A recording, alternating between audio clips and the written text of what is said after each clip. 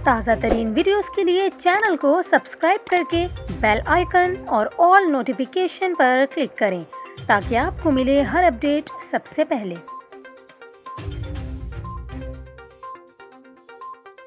और यहाँ पर आपको ख़बर दें, स्वात समेत मालाकंड डिवीज़न के मुख्तलिफ इलाकों में तालिबान की वापसी के बाद लोगों में खौफ व हरास फैल गया। मालाकंड डिवीज़न में इलाका मकीनों को मुबैना तौर पर भत्ते की कॉल्स मौसूल होने लगी हैं, जिसने लोगों को परेशान कर दिया है। इसके अलावा लोअर दीर के इलाके मैदान में मिंबर सूबाई असम्बली मलिक लियाकत पर नामालूम अफराद ने फायरिंग की, जिसके खिलाफ लोग सड़कों पर निकल आए। दूसरी जानिब इलाके में अमन व अमान की सूरत हाल बेहतर करने के लिए तहसील मैदान में एक्शन कमेटी ने इजलास तलब कर लिया और साथ ही 16 अगस्त को जलसा करने का भी ऐलान किया है।